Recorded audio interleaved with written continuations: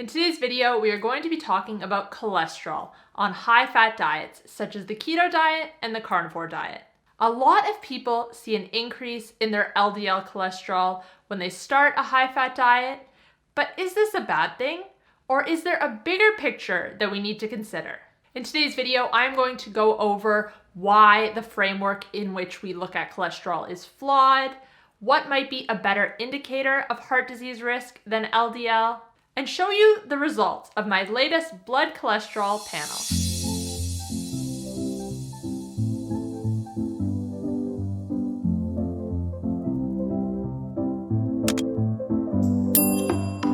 Hey guys, welcome back to my channel. If you're new here, my name's Kate. I'm a health coach and I post videos on a high-fat, nutrient-dense way of eating. If you like this video, please give it a thumbs up, feel free to share, and make sure to subscribe. And make sure to follow me on Instagram, Twitter, and Facebook, where I share new posts every single day.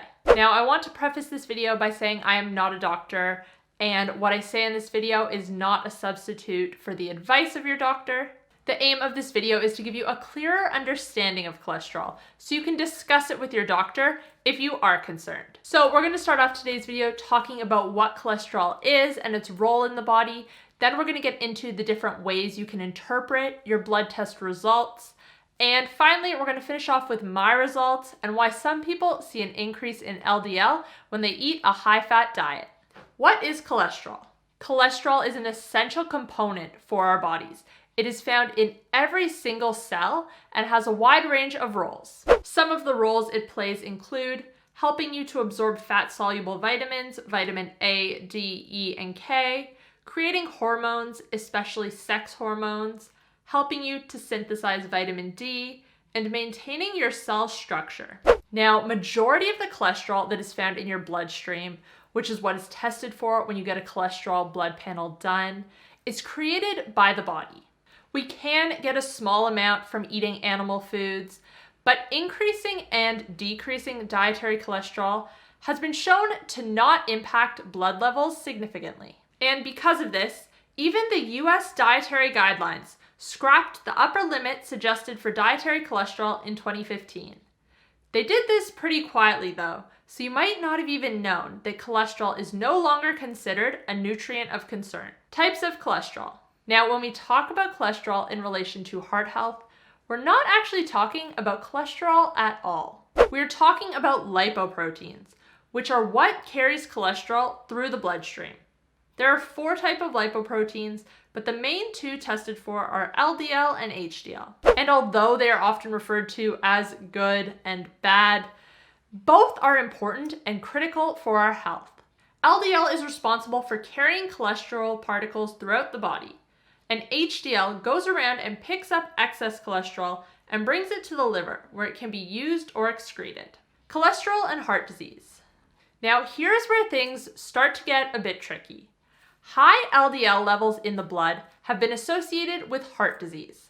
A lot of people eating a high-fat diet, whether that be keto or carnivore, see a rise in their LDL cholesterol, and I'll get to why exactly that is a little bit later in the video. But looking at LDL alone is not a good indicator of heart disease risk, or even our overall health. The studies that found an association between high LDL and heart disease found just that, an association.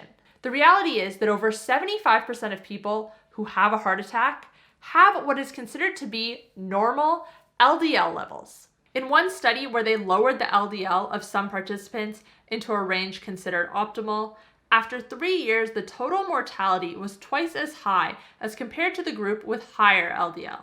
It is also well known that for people over the age of 60, high LDL is not associated with heart disease risk at all, and is actually inversely associated with all-cause mortality. A greater percentage of people who have heart attacks are insulin resistant, but unfortunately, this is something that goes undiagnosed.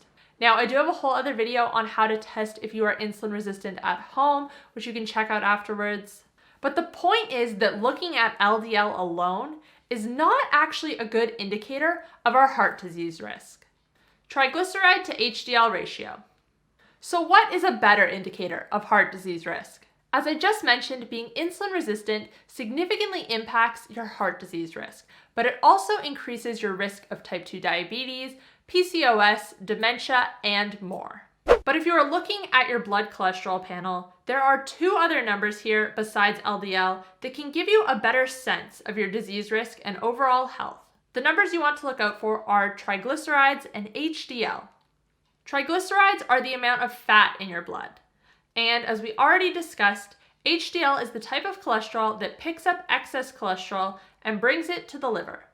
So you want your triglycerides to be pretty low, ideally less than 1.7 millimolars per liter. And HDL you want to be higher, ideally over 1 millimolar per liter.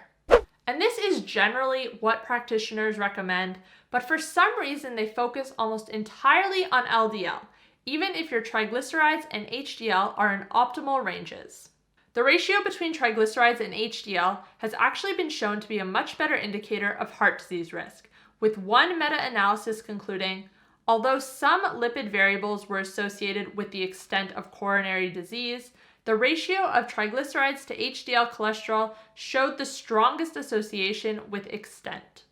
A ratio under 1.9 is considered optimal, a ratio of 2 to 3 indicates moderate heart disease risk, and a ratio over 3 is a strong indicator of heart disease risk. And these are also indicators of how insulin resistant you are. Now, it is important to note that you need to calculate your ratio in terms of milligrams per deciliter and not millimolars per liter. And I will show you how to do that in just a moment when we get to my results. Why does LDL increase? Okay, so by this point, I think I've made it pretty clear that LDL might not be the most significant factor when it comes to estimating your heart disease risk and your overall health. But you still might be wondering, why does LDL go up on a keto or carnivore diet? Basically, when we eat a high-fat, low-carb diet, the body is transporting more fat for energy to our cells. And the way this fat is transported is by LDL cholesterol through the bloodstream. So because more fat is being shuttled around, your LDL will increase. But your body is also absorbing more fat from the bloodstream to use for energy, which is why triglycerides decrease almost universally when someone begins a low-carb diet. Now, it's also important to note that LDL also increases when you are injured or you have an infection. This is a normal function and is a good thing as it means you will heal faster. But if you are suffering from chronic inflammation where the injured or infected area is not able to heal, your LDL can also be elevated. And this is most likely why we see some association between LDL and heart disease. These people are suffering from chronic inflammation resulting in higher LDL. But LDL is not the cause. Chronic inflammation is the cause. So reducing LDL without addressing the root issue is missing the point. My cholesterol results. Okay, so now let's get into my cholesterol results from a blood test I had a few weeks ago. So a little bit of a background on me. I've been eating a high-fat diet for probably around 4 years now. I started off eating a keto diet, then I ate a strict carnivore diet for a while, and since then I've been somewhere in the middle, a little bit of a mix of keto and carnivore, so mainly animal foods, lots of saturated fat, lots of red meat, but also some keto-friendly plants. So my triglycerides were 0.5 millimolars per liter, or 4.5 milligrams per deciliter. Remember that you want to keep those low. So ideally, you want your triglycerides to be less than 1.7 millimolars per liter, or 150 milligrams per deciliter. So my triglycerides are spot on. My HDL is 3.2 millimolars per liter, or 124.8 milligrams per deciliter. Ideally, you want this to be higher, so above 1 millimolar per liter or 50 milligrams per deciliter is ideal. So again, spot on. And my LDL is 4.2 millimolars per liter or 163.8 milligrams per deciliter, which is considered high. But now let's figure out my triglyceride to HDL ratio, because as I previously mentioned, it is a better indicator of heart disease risk, of overall health, and your insulin sensitivity as well. Because at the end of the day, almost all modern day diseases, including heart disease, stem from insulin resistance. So to find out your triglyceride to HDL ratio, you can head to thebloodcode.com/calculators. And like I said before, if your test results are in millimolars per liter, then you need to convert them to milligrams per deciliter, which you can do right on this website. So my triglycerides are 0.5, which it automatically puts it in up here at 44.5, and my HDL is 3.2. So that gives me a triglyceride to HDL ratio of 0.4. Now, if we look here, optimal ranges are below 1.9. Some insulin resistance or also heart disease risk is 2 to 3, and significant insulin resistance and heart disease risk is found at ratios over 3. As for my LDL being high, I'm not concerned about that. As I mentioned before, in the context of chronic inflammation or insulin resistance, high LDL might be a cause for concern. But because I am insulin sensitive and I have no signs of chronic inflammation, I'm not worried. Anyways, guys, that is all I have for you today. Thank you so much for watching. Let me know in the comment section down below if you experienced any changes to your cholesterol when you started eating a high-fat diet. If you enjoyed this video, please give it a thumbs up. Make sure to subscribe if you're not already.